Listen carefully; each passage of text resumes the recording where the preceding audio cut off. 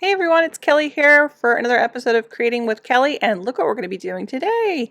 We're going to be using alcohol inks and a water brush filled with alcohol, and we'll be creating this lovely little Valentine's Day card for your favorite Valentines. I wanted to give a shout out to my artist friend from Canada, Miss Jane Monteith, for the inspiration, especially with all this gold, and to let you guys know that we are excited. We're going to be working on, hopefully soon, a collaborative video for you guys coming up. So I'm really looking forward to that. So stick around and I'll show you all the details.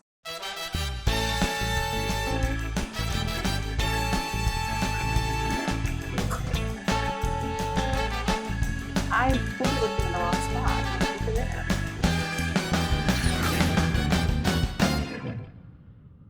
Hey everyone, welcome to my channel, and we're going to be using a water brush, alcohol ink, and we're going to be creating a Valentine card for your special someone. So these are the watercolor brushes. I will put a link for you down below. We'll be using just two of them, using Yupo paper and some Piñata alcohol inks that are in my tray here that are currently dry. Now I have filled up my watercolor brushes, or my water brush I should say, not with water but with alcohol, because we're using alcohol inks for this.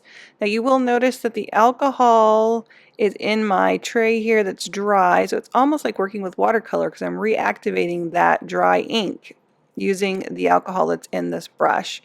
You can see that they're quite light. That is one of the downfalls to using the water brush, is because it's going to lighten your inks. So if you want to have a mix and match, you may want to have a regular brush to work along with you so you can get some darker pigments. So I will be using one of my larger bottles here of the Piñata inks, and I just dipped the tip of my brush in there. You want to make sure you don't go down too far because it will suck up all that ink and it'll end up inside of your brush. So just the tip of your brush. And you can clean it off just by taking a paper towel and just working that alcohol down into the tip of your brush, and you're good to go. If you find that you're still staining it, you can get a little cup of alcohol to clean it with. Just dip it in there. So I'm going to be using the gold here. This is the Piñata gold, and again, because I'm using the alcohol in the brush here, it's lightening up that gold a little bit more than what it normally would. So we're going to go over this a couple of times, and I'm just getting some texture in here, and I'm creating this just on a whim. I wasn't really sure where I was going with it. I do that often. This is a great way to warm up when you're going to be doing a detailed painting. So I find this very fun and creative because it's more about the process and less about the outcome. So you can see here, again, because the brush is filled with alcohol, this is very light. So I'm going to let that dry, and I'm going to go back in with a regular brush just to darken that up a little bit. Now these water brushes are perfect for using as blender pens as well. They do a nice job blending your edges, as you can see where I just blended a little bit on the edge of that heart there. So I let that dry for a second here, and now I'm going to go into just the gold. Now I did not shake that gold up really well in there, and that is why that is giving that very pale look. So I've gone ahead and shaken that jar or that bottle up, and this is much better. Much brighter gold. So I'm just going to take this around the edge here, filling in just a couple more on the inside here. It almost looks like a broken heart, but I'm going for the whole yin and yang thing. With the pink and the blue. Yeah, maybe. So it's not a broken heart. I just want you guys to know that. Don't be sad for me. So now I'm going to use a little white gel pen here just for a little whimsical detail. And I will put a link down there for you on the Signo gel pens as well. Using my regular brush, just to get some little darker shades here, I'm going to use a little bit of the purple now. And I'm just going to edge this around. Again, not sure where I'm going with it, just kind of in the creation mode, which is really fun. Now to lighten that up, you can see here I went back to the water brush with the alcohol, and you can see how you can give this a lot of nice texture and blending in here, just to give it a little bit of extra shading. And going back in again with my Signo gel pen, just creating some little squiggles in here for fun.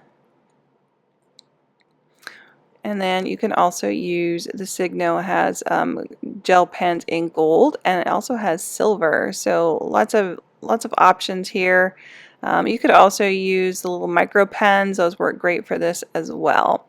So I have my finished little piece here, and I've got my watercolor card. I'm going to cut this out because I don't want the white Yupo on the edge, and we're going to actually do a little background for this just for fun because I didn't like it, just the white background.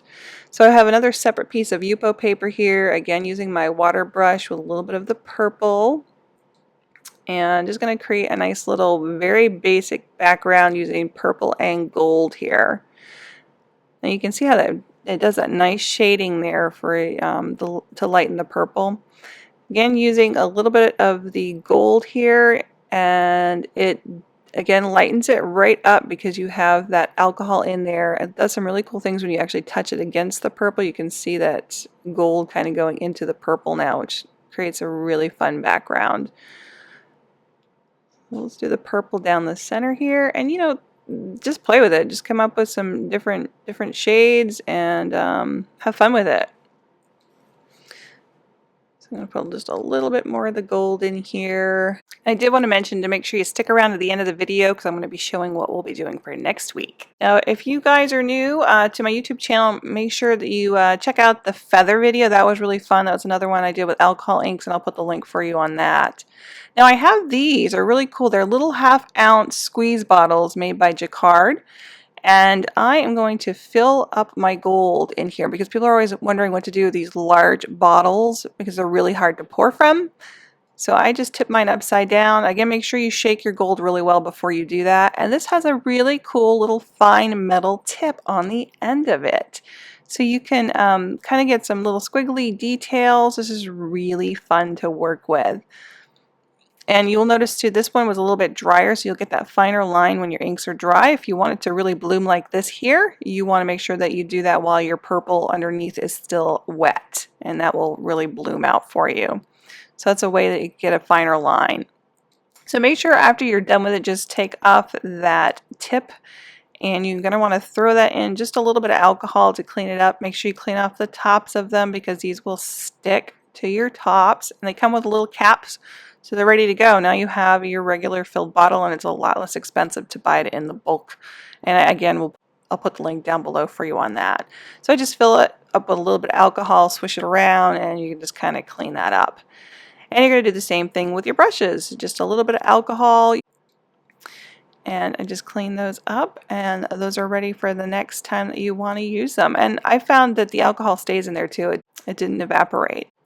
So I do want to mention as well, I have a website that does have full classes for alcohol ink, for resin, for jewelry, and for watercolor. And if you sign up for my newsletter, you can get the special launch price on the alcohol ink coaster that I recently did just a few weeks ago.